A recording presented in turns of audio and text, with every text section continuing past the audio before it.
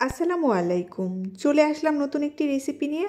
আজ আমি রান্না করে দেখাবো মাছের মাথা দিয়ে কচুর মুখির খুবই মজার একটি রেসিপি। চলুন তাহলে শুরু করা যাক। এখানে আমি কচুর মুখিগুলো এমন ছোট ছোট টুকরো করে কেটে ধুয়ে পরিষ্কার করে নিয়েছি। এবার এটা আমি সাইডে রেখে দেব। আর এখানে আমি নিয়ে নিয়েছি মাছের মাথা। এবার এর মধ্যে দিয়ে দেব অল্প পরিমাণে লবণ, হলুদ গুঁড়ো, মরিচের গুঁড়ো। এবার হাত দিয়ে মশলার সাথে মাছটা ভালো মতো মেখে নেব। দেখুন মাছ মাখানো হয়ে গেছে। এবার আমি চুলায় একটি প্যান বসিয়ে দিয়েছি। এর মধ্যে দিয়ে দেব অল্প পরিমাণে তেল। তেল হালকা একটু গরম হয়ে আসলে এর মধ্যে দিয়ে দেব মাছের মাথা। অল্প আঁচে উল্টিয়ে পাল্টিয়ে মাছটা কড়া করে ভেজে নেব।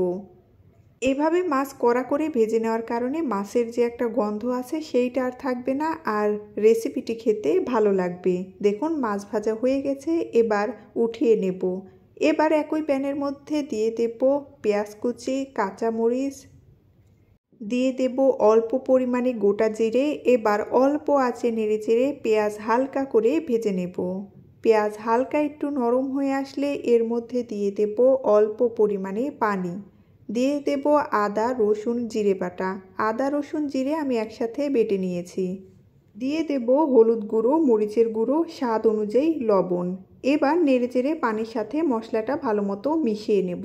মশলাটা ভালো মতো কষিয়ে নিতে হবে, না হলে মশলার কাঁচা গন্ধ থেকে যাবে। মশলা কষানো হয়ে গেছে। এবার এর মধ্যে অল্প পরিমাণে পানি দিয়ে দেব। এবার এর মধ্যে দিয়ে দেব আগে থেকে ভেজে রাখা মাছ। অল্প আছে ঢাকনা দিয়ে ঢেকে মাছটা আমি কিছুক্ষণ রান্না করে নেব। আমি মাছটা কিছুক্ষণ রান্না করে নিয়েছি। দেখুন মাছটা নরম হয়ে এসেছে। এবার আমি মাছটা ভেঙে নেব। এবার নেড়েচেড়ে মাছটা আমি কিছুক্ষণ কষিয়ে নেব। দেখুন মাছ কষানো হয়ে গেছে। এবার এর মধ্যে আগে থেকে কেটে রাখা কচুর মুখিগুলো দিয়ে দেব। আবারও নেড়েচেড়ে সব কিছু মিশিয়ে নেব। এবার ঢাকনা দিয়ে ঢেকে অল্প আঁচে মাছের মাথা আর কচুর মুখি কষিয়ে নেব। আমি 4-5 মিনিটের মতো রান্না করে নিয়েছি। দেখুন পানি অনেকটাই শুকিয়ে এসেছে। কচুর মুখি আর মাছের মাথা কষানো হয়ে গেছে। এবার এর মধ্যে ঝোলের জন্য পানি দিয়ে দেব। আবারও নেড়েচেড়ে পানির সাথে সব কিছু মিশিয়ে নেব। এবার ঢাকনা দিয়ে ঢেকে অল্প আঁচে আরও কিছুক্ষণ রান্না করে নেব।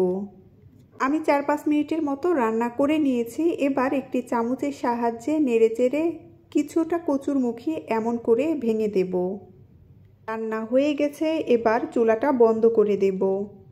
তৈরি হয়ে গেল মাছের মাথা দিয়ে কচুর মুখি রান্নার রেসিপি।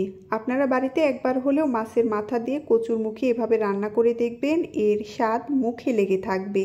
ধন্যবাদ সবাইকে।